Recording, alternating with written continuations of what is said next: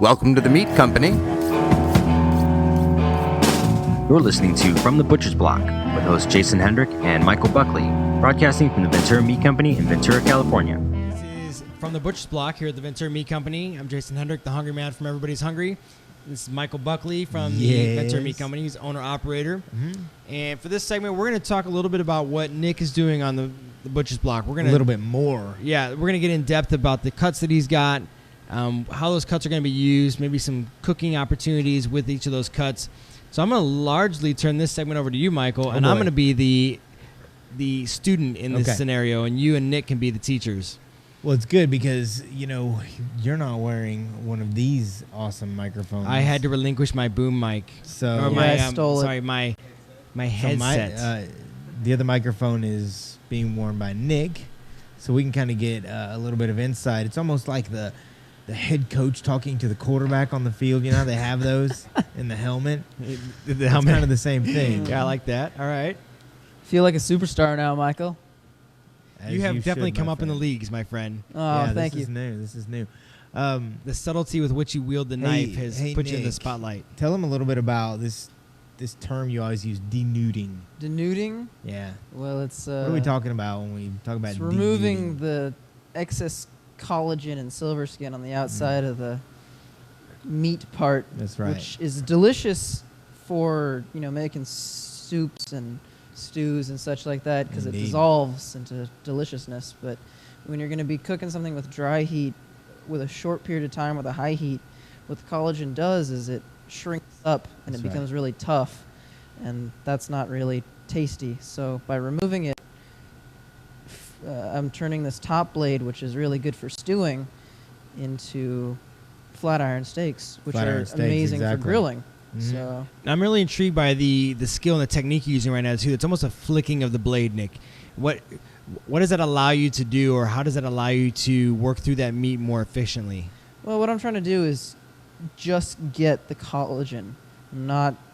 Don't want any of the flesh because that's profit loss. All this pink on the outside, that's meat, which you do this remove it, but that doesn't really do much good because it's now separated from the actual big piece. Yeah, it just basically becomes tartare at this point. Yeah, I mean you could chop delicious that up. Tartare.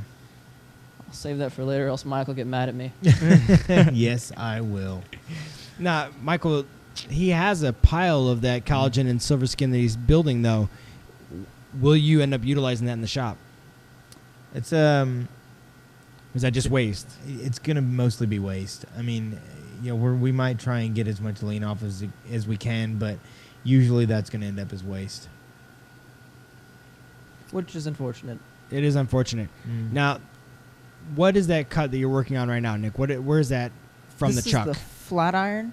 So if I'm not mistaken, it's from this. It's still coming from that blade section here. we talked about in our previous segment. And it's got a large vein running through it from up here, and it bisects the center of the muscle, and it makes it a normally tough cut of meat because it's got that large band of vein and collagen running through it. But when you remove it, it gets tender and delicious again. Now, how will you market that, Michael, in the case, that particular piece that he's working on right now? Flat iron steaks. It is flat iron steak still.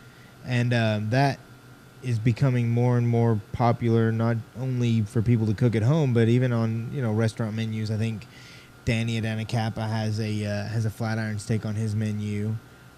It's a very popular cut. It's very delicious, and the important thing is to similar to tri-tip almost. Cut out that similar. It's got some of the interwoven fat in there to kind of keep it from drying out. It didn't do a ton of work, even though it does rest in the shoulder. So it's able to be a really, like he said, a really good grilling steak. I mean, you could cut it into strips for stir fry or fajitas or whatever, and it's just from that point it would be preference. But after he's done with this, it will definitely be merchandised as flat iron steaks. Sure. Now you look at that big piece of tendon and silver skin he's working on right now. You can see the fibrous structure of that piece of meat. And so, Nick, before you cut that off real quick, can you hold that so you get a little glisten? You can see the parallel strands. I mean, that is tough. Like you mentioned, it's going to shrink up. That's not something you want to chew on in any capacity. It's fibrous. It is But very it's also fibrous. really good if you cook it in the oven. You can use it as like a little chew toy for your dogs, which is Boom. great. Interesting. All right. There's They'll- a creativity coming out They'll again. get rid of it in a couple hours, but I mean, you could grab it from them, use it as a little ball throwing toy. Heck yeah. You know. All right. Outside. probably. Outside, of course, yeah. Don't want Be one to. of those outside toys. You don't want to find that under your couch Yeah, in 2 weeks. No, that's going to leave a smell and a stench. I of don't think the- it'll last 2 weeks, honestly. Probably Michael. not. No, they probably won't let it go. It's one of those where you have to, your I was best friend doing, companion now See, that's becomes it. your, That's what we need people to do. Stop buying, plastic pet toys, and just come over here and buy some tendon for your dog. And Well, Play a and little if tug the of war in the world living will room. be a better place. yeah. I almost started singing right there. I'm not kidding. This isn't a Disney movie. This is true, it's not. Once you get that tendon off, I want to shift gears to the cut. This beautiful bulk of meat right in the front of the block is intriguing me, and I want to dig into that a little bit. Alrighty. Michael, we referenced that previously in another segment about the focus of roasts. And, Yes. And a roast, roast can be dry heat, but roast can also be used in a moist or a wet heat, in like a braising. Yeah. Do you have a recommendation for the listeners on which is going to yield a better product? Better is not a word I would really use. I would use economical. Okay. I think the idea of a roast, the idea of a pot roast or something that's going into your slow cooker, your Dutch oven or something like that, is an economical thing. And it's, if for no other reason, intended to be more than one meal. I mean, unless you've got 5 or 6 mouths to feed. But Which is not typically the norm these days. it's typically not. But Family size let's is probably say you 2 do. to 3 people. Let's say you do. Even so, use I don't want to use the word cheaper, but use a piece of meat like chuck or round or right, a more economical cut. There's nothing stopping you from doing a nice top sirloin roast. And you know what? Maybe that's something that you could really do on the holidays or something. And I'm not opposed to doing it any other time, but it's not the most economical way to prepare a roast. And unfortunately, we're very recipe-driven sort of consumership. And, man, we know here when, like, the Wall Street Journal or something posts a recipe, I mean, it's like everybody and their brother comes in asking for this one specific cut of meat. And a lot of times it is a little bit of an indulgence. And these recipe recommendations, they fail to mention that. Okay. That it's, So people are focused too heavily on that kind of short-term usage and not a broader picture of how the ingredients can be leveraged. That's exactly right. I think a chuck roast prepared properly can be just as enjoyable as just about any roast. I mean, be it a beef tenderloin roast. I think it really is just about application. It's about process. It's about making sure that you take the steps necessary to break down the muscle properly. And, if liquid's needed, use the right type of liquid, use other ingredients. And that throws us back to that beef broth that we've referenced in a couple previous Absolutely. segments. Now, Nick, before you truss that up and before you Alright. tie up the roast, can you show the viewers some of that muscle structure that we were looking at? Because I think that this is for me, this is kind of a stereotypical great piece of lean. So with a roast like this, you got that big thing of collagen in the middle, which is going to break down slowly as you cook it in the oven or if Slowly. you braise it, like cut it into cubes. And I'm not really removing this collagen cap on the top as well because that'll just melt over time. And it'll help keep the moistures inside of the meat so it won't dry out as much in the oven. And I notice you're kind of forming that. You're getting ready to tie it up, but you're forming it into a nice shape. What is that allowing? Or what? It's just making it a more uniform shape. Okay. Because these Evenness. pieces out here are going to cook faster than something, say this right here. So if I wrap it under the meat, it makes it more of a solid uniform shape. Yep. Got it. So there's not like So the cooking pieces. time, cooking temperature is more consistent. That's right. Yeah, and I prefer to cook these more at 325, 350 for a longer period of time. There's not really, how long to cook it. You cook it until it's done. So you want, 150, 155. Now, he says cook it till it's done. I'm a full advocate of cooking it till it's done. And that is a very generic, kind of vague terminology. But with a roast like this, you're not typically going to leave it too medium rare because of the toughness of the meat. That's why he said 150. Yeah. So you want to let that thing just slow, let that muscle fiber and those tissues break down and absorb those, especially if you're using a great beef stock and some vegetables, absorb some of those flavors as well. So, Nick, tell us about the technique you're using right now, because you're going to make this look like a photographic marvel with all this twine. I can tell already. I'm going to try. I don't know if I'm going to make it a... Do or do not. There is no try. Hey, easy, Yoda. Easy. But I notice you're wrapping the twine multiple times. You're not just doing a single kind of a shoestring knot. Yeah, well, you want to be able to cinch it, so... And you twirled that twine around itself probably a good 3 or 4 times. I did it twice around the first time and then twice around the second time. Okay. And then, so that's going to leave it like that. And you're going to want to take it on your right-hand side. Well, at least that's the way I do it. And you wrap it once, twice, and then you slide it under. Wow, Curtis, we may in post-production have to look at doing a little slow-mo on that. That was pretty sweet. He did a once around his hand, twice around his hand, and it created a loop, essentially, that he was able to leverage on it's this twine. Is it that twine? It's this twine. So, rule number 1, make sure you've got quality twine.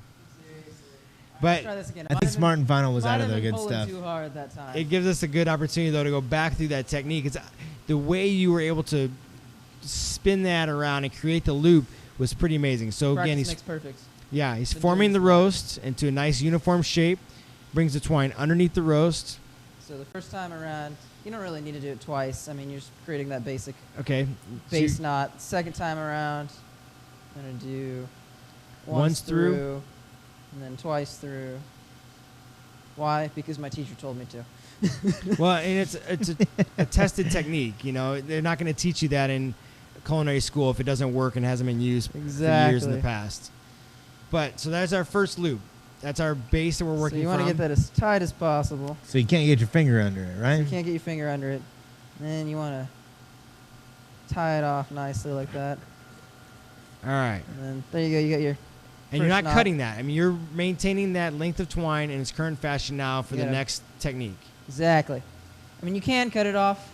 It's just time consuming. Once. And then once. Twice. So that creates the loop. Creates that cinch knot again. So I don't have to redo anything. And this also creates that that vertical line of twine that you normally would see in the grocery stores. That's right. Well, and when you buy a lamb roast, that's essentially what this is. That's the base. They have the what do they call those little contraptions, Nick? The net jetters or what have you? The boots. Yeah, right. So this is the age-old method of doing that without modern technology. You might use the word artisan. Artisan? All right. I would use artisan. At your recommendation, we will use artisan. Don't use crappy twine. That's right. Well, we're in our third loop at this point, so I think you have learned from the previous twine. That's right. Attempted the twine anyway. Looking pretty good there, Nick. Oh, thank you, sir. How much? If it rips again, I'm gonna cry. How much you think that thing weighs? I don't know. 4 pounds, 4.5, 5. Now, that's a good question, Michael, in terms of one, again, going back to the consistent product, but also two, in the cooking. Yes. How many, or not how many, do you try to showcase roast at the similar weight, and what does that mean to a person's cooking approach when they take it home? We were just talking about that earlier. Before we even started the show, Nick and I were standing in front of the fridge, and it just feels like we make these things a little too big sometimes, and the presentation becomes scientific to the point where you can't intimidate people. I mean, we've put pieces of meat out there that are so, they're Flintstone-esque. I mean, they're just massive. And it from us, being behind the case and being, on the block and everything, it's a fun thing for us to do. Like, hey, what do you think would happen if I just put this whole thing out there? Well, I can tell you what's probably going to happen. Nobody's going to buy it. So we need to be ground. Right. We need to be careful with how cavalier we get about making these big gnarly roasts and everything. So we were just talking about that earlier. I think what we need to communicate better is that this is something that can be cut down. As much as I would hate to bust up this awesome knot that he's making, we got to make a sale, and that's more important than the cost of the twine. I can appreciate that. Sure. It's a piece of artwork, Michael. It's a piece of art. Destroying. Hey, trust me, I cried a tear when I had to do that once. All right. Well, as long as you felt bad for what you did, that's all that counts. But then the customer paid for it, and I felt all better. Oh, well, in that case. Now, Nick, though, earlier you mentioned cooking it till it's done. Exactly. So that 4 to 5 pound roast that you're netting up there right now, if we cook it at, you said 150, real low, 350. 325 to 350 is normally Okay. a good temperature. How are you checking that? Are you using a thermometer? You want to do a meat thermometer in the thickest part, so probably right about here is where you want to poke through. Okay. Something, or over here, but you want to get it into the center, because that's where the raw bits are if it's not done. Are you a traditional seasoning when it comes to roast? Are you doing the rosemary and the thyme and olive oil, little crushed garlic, or are you more exotic with your? I'm doing whatever feels good at that time, What's the most unique ingredient you've rubbed on your roast? That's a tough one. I don't know. I did like a sweet roast once. I did like orange and cinnamon and cloves once with That's lemon interesting because peel. those are typically ingredients you'd find more with a pork roast, where it's Yeah. not a beef roast, where the mineral, irony, flavor components are gonna come out, and I would say battle to a certain degree with some of those citrusy, sweeter aspects. Definitely. The Well, pork, I got more of a burnt caramel flavor Interesting. because I put the sugar on it, so it was dark and it went really well with red wine. So I was told. I like it. That's creative. I mean, There's the full tide roast. It looks like this thing has a 8-pack. very good. That's about 7 packs more than I've got on myself. Amazing. Seriously. It's very nice. Good work there, Nick. Beautiful. Beautiful. Well Here, done. let me give this to my helper over here. So behind the scenes, we're taking the Exactly. twine. That is a prime example of trying to use as much of the animal as possible. Yep. Again, as you said, it's either going to be a roast or ground most typically. He trussed it up beautifully. Yep. The twine makes for a great presentation in the case. And we just got a very unique and exciting tip on how to season and glaze your beef roast that I would have saved typically for fowl or pork. So let's sidetrack just a little here, because I think something that has really surprised me about running this shop and how we staff it and everything. I am by far the oldest employee here. These guys are all. We won't divulge how much of a variance there I'm 36 years old. Feel good No, about for that? Nick's sake. For Nick's Oh, sake, we're Nick. not going to divulge Nick's age. Oh no, we can absolutely. No, we should. What are you? 19? 20. 20 years old. We have some exceptional young people working here, and I feel like you read magazines or see the cover of Time, and they had something about this generation is very, I don't know, they just expect, they think they deserve, and a lot of negative thoughts about Nick's particular generation. We're finding out something very different. People just need a carrot. They need something in front of them to shoot for, and I have always found that being less dictative, do you think I taught him how to do that? No. Well, it's fun, too. I just gave him a butcher block and some meat, and you find out that it just takes a little bit of passion. You get them steered in the right direction. I'm excited about what people like Nick are capable of, and I'm glad to just be able to give them a vehicle for it. Well, I think the point you just made is dead on. The steering in the right direction and a passion, because we roll in similar circles, and with the foodie community and entrepreneurialism, this really highlighting people's drive these days. Yeah. So we definitely, even if it's a smaller market than we realize, are seeing that convergence into a common theme. And for me, that's following your passion and being an entrepreneur about what your skills can offer. Yep. So as you're seeing, Nick here is taking on a real path towards butchery. And I know we talked earlier in the before we got on the live broadcast about a goal of making your own charcuterie and raising pigs. Amazing. Even with, when you're talking about the lack of drive and focus and people deserving and expecting, and the younger generation just really thinking things should be handed to them, right. My immediate first thought, and it's not necessarily a fair thought, but my immediate first thought was gamers. Yeah. Computers and technology and really debilitated and handicapped or hamstringed a lot of young individuals. Yeah. To counter that, though, I have a friend, my brother's friend and a mutual friend from back home, who's turning his passion and excitement about gaming into his own business. He's going to school about the design and the, how to write a good story, because it's not just about creating the graphics. And so there are examples out there of the younger generation taking on what pushes their buttons, but it's the steering of the path, the guiding in the right direction, that it takes a little bit of effort. I mean, I think on a long enough timeline, the older generation would have to be to blame if the younger generation isn't inspired, if they don't have a fire in their belly. And I think all of them do. And it's been really, really interesting, running this shop and employing younger people and finding out that, under the right circumstances, they will prosper. Sure. They really, really will. You'll see.